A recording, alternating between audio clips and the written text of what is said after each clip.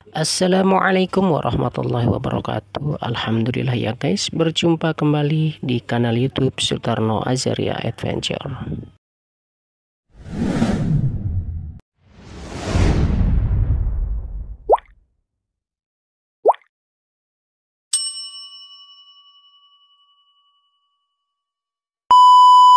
Di kesempatan kali ini saya akan mengangkat debat ilmiah yang diadakan oleh Robitoh Alawiyah di tanggal 8 September tahun 2024 kemarin ya guys. Robitoh Alawiyah ini mengundang guru gembul.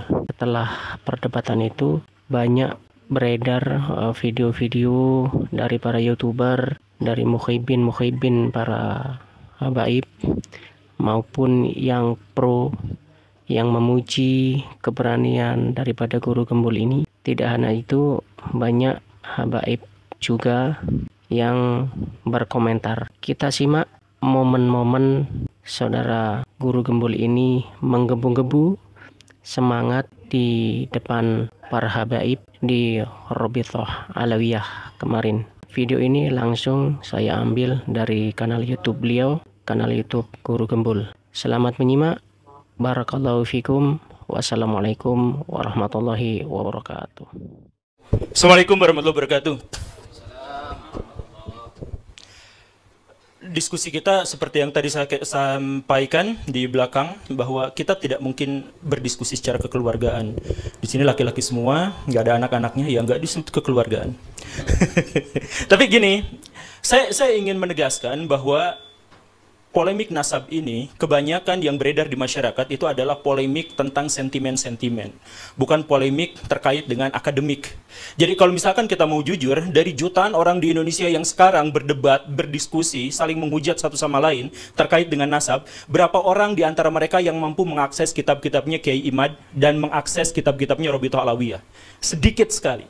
Jadi yang benar-benar berdiskusi terkait dengan masalah-masalah akademik dan ilmiah itu jumlahnya sangat sedikit. Yang paling banyak itu adalah masalah-masalah yang berupa sentimen-sentimen. Ada sentimen kesukuan, sentimen keagamaan, sentimen golongan, dan lain sebagainya. Dan ini, saya mohon maaf kepada pihak Robitoh Alawiyah ketika kemarin-kemarin bikin narasi, atau beberapa di antara pihak dari Robitoh Alawiyah atau kalangan Habib itu mengeluarkan sebuah narasi bahwa ini adu domba, bahwa sentimen-sentimen ini adalah ada pihak tertentu yang melakukan adu domba dan sebagainya. Ya tentu saja ada di antara mereka mungkin yang memanfaatkan situasi, tetapi masalah yang paling utamanya itu adalah, ayo kita introspeksi sama-sama bahwa polemik ini tidak dimulai dari Kiai Imad. Gak ada yang akan mempedulikan pada tesis semacam itu, karena masyarakat kita hanya 0,001 saja yang biasa membaca. Dan jumlahnya menjadi semakin sedikit ketika yang bahan bacaannya itu adalah terkait dengan polemik nasab. Itu sedikit sekali. Yang Kiai Imad jangan dipahami sebagai orang yang pertama kali memunculkan polemik, dan jangan dianggap sebagai orang yang mengadu domba antara orang-orang NU misalkan atau orang-orang Islam, bukan. Tapi beliau itu adalah orang yang menjadi pionir dari studi akademis. Jadi polemik ini munculnya dari mana? Saya mohon maaf, dari orang-orang habaib. Coba misalkan saya berdiri, kamera tetap masuk ya. Saya ingin menyatakan seperti ini. Sebelum tahun 2000-an, habaib di Indonesia itu sudah ada. Orang-orang yang mengaku sebagai keturunan Nabi itu sudah ada. Dan profesi mereka sangat bervariasi. Status sosial mereka juga bervariasi. Ada dari tukang jualan parfum sampai menteri luar negeri, Indonesia punya yang levelnya habaib. Dan tidak ada kerusuhan, tidak ada polemik di antara itu semua. Yang tiba-tiba muncul adalah, saya mohon maaf ya, di awal reformasi muncul Pak Habib Rizik dengan FPI-nya. Pak Habib Rizik itu latarnya sebenarnya dari NU, tapi entah bagaimana ceritanya, di situ sudah mulai ada kisruh dengan NU yang lain. Ada FPI versus Banser. Kemudian ada kerusuhan, ada serangan di sini dan di sana dan sebagainya. Nah, ini memunculkan apa? Di antara kaum muslimin itu memunculkan satu pikiran bahwa saya tuh gak setuju dengan Habib Rizik, saya tuh gak setuju dengan gerakan-gerakannya yang radikal, saya tuh gak setuju ketika kaum muslimin terlibat dalam percekcokan yang begini dan begitu. Banyak di antara kaum muslimin yang tidak setuju itu, tapi kemudian apa? Mereka tidak berani melawan, tidak berani menentang karena itu kan Habib.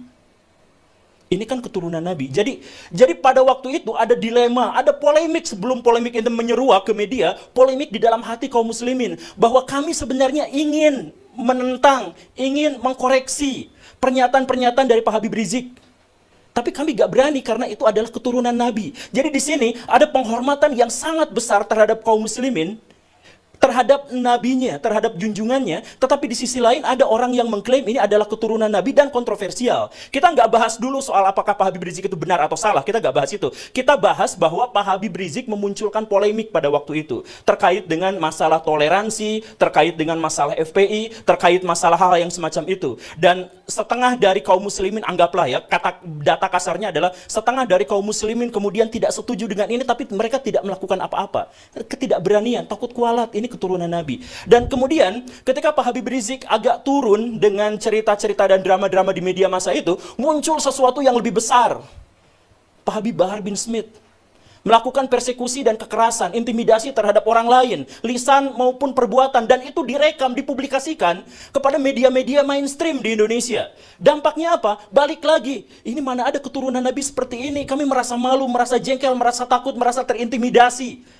Saya harus katakan begini Baraya, kenapa yang datang ke diskusi ini cuman saya? Dan saya katakan, lebih dari setengah kolom komentar yang jumlahnya ribuan di satu video saya itu, meminta saya untuk tidak hadir dalam acara ini. Kenapa? Saya mohon maaf. Dalam konteks ini, pihak Robito Alawiyah gagal untuk menyampaikan keamanannya kepada orang lain.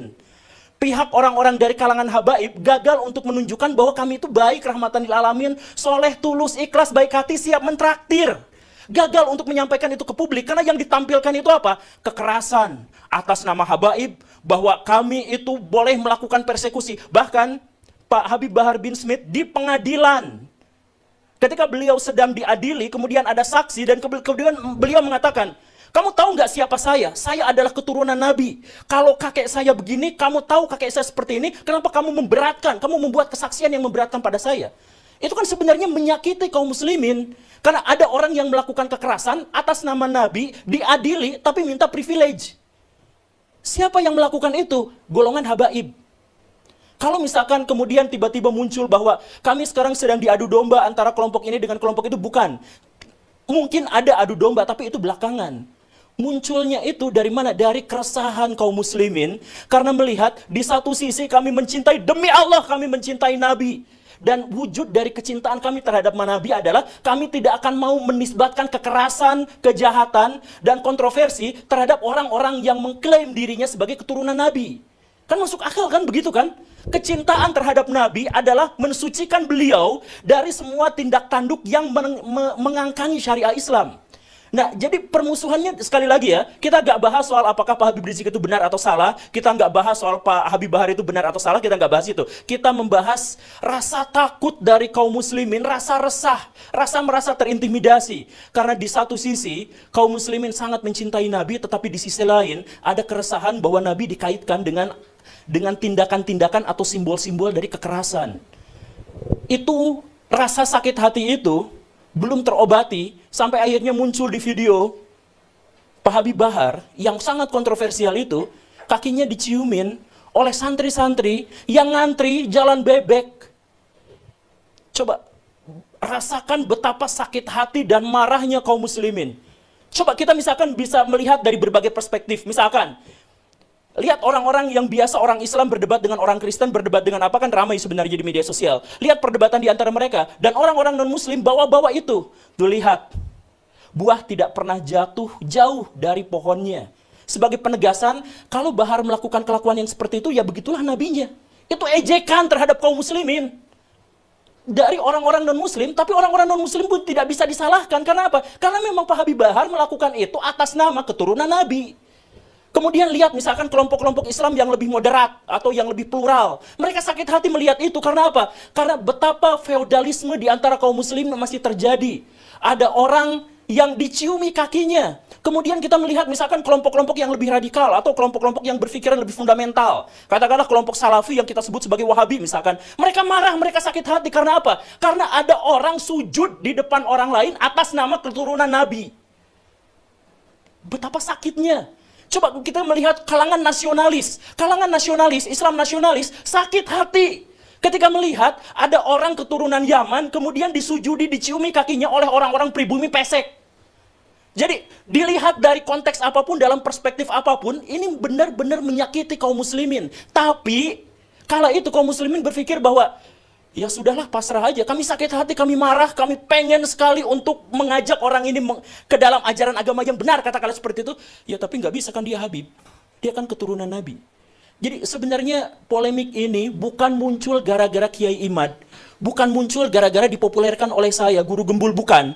Tapi ini adalah akumulasi dari kekesalan dan kemarahan kaum muslimin terhadap apa yang terjadi, yang ditunjukkan oleh beberapa kalangan dari habaib, dari kalangan Ba'alawi. Jadi jangan dulu ada cerita bahwa intelijen masuk ke sini, ya mungkin itu belakangan. Jangan dulu cerita bahwa ini asing masuk ke sini, ya, jangan, belakangan aja dulu. Kita introspeksi. Karena kalau misalkan kita mau maju, kita harus cari solusi. Bagaimana cara kita menemukan solusi? Ketahui masalahnya. Bagaimana cara kita mengetahui masalahnya? Kita berani untuk introspeksi diri. Saya selalu menyatakan, mempopulerkan kepada orang lain, ayo kita introspeksi diri. Kaum muslimin, kenapa sekarang terpuruk? Kaum muslimin kenapa ketinggalan zaman? Karena setiap ada bagian dari kaum muslimin yang disakiti, kita salahin pihak lain. Ketika Indonesia tidak maju, apa yang dinarasikan? Oh, karena ini adalah konspirasi elit global, konspirasi Yahudi, ini Amerika Serikat yang keji dan sebagainya. Ya iya, katakanlah memang seperti itu. Tapi tidak ada seorang pun di antara kita yang gagal itu kemudian menyalahkan pihak lain. Kalau kita gagal dalam permainan sepak bola, kita nggak berhak untuk menyalahin pemain lain yang lebih bagus. Kalau misalkan kita melihat bahwa Indonesia sekarang carut-marut, jelek, terpuruk, tidak memiliki peradaban yang memadai, ketergantungan sama pihak asing, sama Cina, Amerika Serikat dan sebagainya, introspeksi diri, mungkin kitalah yang salah. Bukan lalu kita menyalahkan pihak lain. Nah, termasuk juga dalam hal ini, Rabi'atul Alawiyah, kalau misalkan mau berbicara tentang polemik nasab ini, tolong pikirkan jangan, oh ini adalah gara-gara konspirasi, bukan. Ini gara-gara, introspeksi aja saya mohon. Introspeksi aja bahwa di antara kita memang ada orang-orang yang seperti itu. Dan ketika tesis Kiai Imad itu lahir, muncul, akhirnya mengemuka, sentimen-sentimen itu bertebaran di mana-mana. Anti komunis Yaman, imigran Yaman, ayo kita deportasi mereka dan lain sebagainya. Kenapa muncul sentimen-sentimen yang seperti itu? Sentimen itu muncul jelas jauh dari studi akademik, jauh sekali dari nuansa-nuansa atau ekosistem ilmiah, jauh sekali dari situ. Tapi kenapa? Ya karena sebelumnya bukan masalah nasab yang dituliskan oleh Kiai Imaduddin, bukan. Tapi sebelumnya sudah ada bara dalam sekam yang begitu besarnya, yang akhirnya membuat kaum muslimin ketika ada lecutan sedikit, ada pembukaan, mereka katakan apa? Alhamdulillah ketika saya sekarang mengkritik Habib Bahar, saya tidak akan kualat karena dia bukan keturunan Nabi. Jadi munculnya itu bukan, alhamdulillah saya tetap bisa mengagungkan Nabi, saya tetap bisa menganggap Nabi sebagai figur yang ideal, yang kuat, yang bersih, yang baik hati, yang soleh, yang suri, tauladan bagi seluruh manusia. Alhamdulillah, karena ternyata orang-orang yang mengingkari akhlaknya itu bukan keturunan Nabi. Alhamdulillah. Jadi sentimen ini muncul bukan gara-gara Kiai Imad. Kiai Imad hanya membuka keran bahwa ketika mengkritik Pak Habib Rizik, ketika kita mengkritik Pak Habib Bahar, itu tidak apa-apa karena tidak ada hubungannya dengan Nabi. Itu saja. Dan lihat apa yang terjadi setelah itu. Yang terjadi, video-video bertebaran, ditambah lagi video-video yang lain. Misalkan, muncullah video yang kemudian saya juga tampilkan kemarin. Ada Habib yang mengatakan, bangsa ini bisa menjadi bangsa yang kuat, yang teguh, tidak kena bencana dan sebagainya karena mencintai para habaib. Para habaib, kan beliau Habib, Pak Novel Al-Idrus.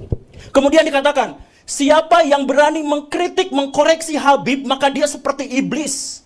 Itu pernyataan tekstual, harfiah, literlaksnya seperti itu. Jadi bayangkan, kaum muslimin makin marah dengan adanya video itu. Kenapa marah? Karena mereka mencintai Nabi.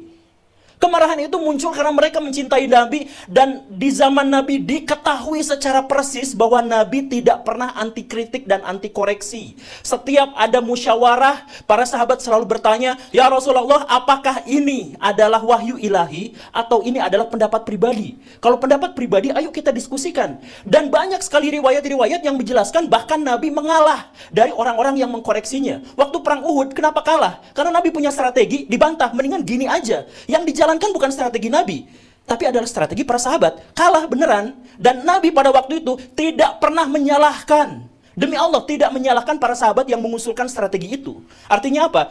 Ya, Nabi ikut musyawarah itu, Nabi kalah dalam perdebatan dan diskusi itu, kemudian setelah itu, ya sudah dibiarkan, dianggap sebagai bagian dari keputusan bersama. Ketika kalah, Nabi tidak pernah menyalahkan mereka semua. Ini Nabi. Lalu tiba-tiba muncul orang yang mengklaim sebagai keturunan Nabi, tiba-tiba mengatakan, kalau ada orang yang mengkoreksi habaib, maka mereka itu adalah iblis, atau serupa dengan iblis. Pak Novel Alaidrus. Itu videonya sudah viral, saya yakin banyak di antara orang-orang di sini juga sudah melihatnya. Nah, kalau misalkan dari Ba'alawi tidak menyaksikan itu, tidak apa-apa. Kalau misalkan di antara Ba'alawi, di antara orang-orang itu lepas tangan dengan itu, ya nggak apa-apa. Tapi pahamilah bahwa kisruh ini, polemik ini, bukan dimulai dari adanya gerakan-gerakan intelijen untuk memecah belah kaum muslimin. Sekali lagi, kalaupun itu memang ada, jangan kita jadikan sebagai alasan untuk mencari kesalahan. Jadi, kalau misalkan saya melakukan perzinahan, saya bersumpah saya tidak akan nyalahin setan. Emang kerjaan setan itu untuk membisiki saya untuk melakukan kemaksiatan. Kan begitu. Jadi kalau misalkan kita dipecah belah, jangan salahkan pihak yang memecah belah. Orang kerjaan mereka seperti itu. Salahkan diri kita kenapa kita bisa dipecah belah. Dan lagi-lagi ini jauh dari sentimen akademik. Makanya kalau misalkan kita ngadain debat publik misalkan yang seperti ini, saya pastikan, saya berani bilang, kalau misalkan kita mengadakan debat publik sampai 100 kali di berbagai universitas terkemuka, polemik ini nggak akan berakhir. Satu-satunya cara untuk mengakhiri adalah, yuk introspeksi sama-sama, hentikan narasi-narasi di media sosial terkait dengan privilege dan penghinaan terhadap orang-orang yang dianggap suci dan orang-orang yang dianggap bersih di Indonesia di luar Ba'alawi. Coba, misalkan Baraya di sini, saya minta maaf, tapi coba langsung rasakan bagaimana sikapnya ketika ada orang yang mengatakan seperti ini. Sorbannya kiai-kiai itu derajatnya ada di bawah kaki dari Habib. Bahkan ketika Habib itu penzina, tukang narkoba, tukang mabok. Ada narasi seperti itu disebutkan. Dipopulerkan oleh kalangan mereka sendiri. Jadi ketika polemik ini mengemuka, mereka langsung ngomong, tetap jangan kritik habaib karena sorbannya, pecinya, kiai-kiai itu derajatnya lebih rendah daripada kakinya Habib-Habib Ba'alawi itu yang tukang narkoba, yang tukang zina, tukang maksiat. Coba, orang kampung belajar Iqra. Orang kampung waktu kecil itu belajar tentang akidah, belajar tentang sejarah dari ustadz, dari kiai yang sangat mereka cintai. Lalu ada cerita bahwa kiai mereka derajatnya di bawah kaki habaib tukang narkoba. Rasakan bagaimana sakit hatinya mereka ketika mendengarkan narasi yang seperti ini.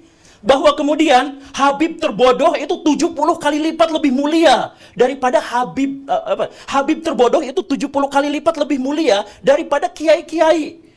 Coba kalau misalkan kita ikut pengajian, kita ketemu sama orang yang kita salim tangan karena menganggap ilmunya luar biasa, memberikan kontribusi kepada kehidupan kita, memberikan pencerahan kepada kita, lalu dikatakan bahwa mereka itu nggak seberapanya dibandingkan dengan Habib paling bodoh.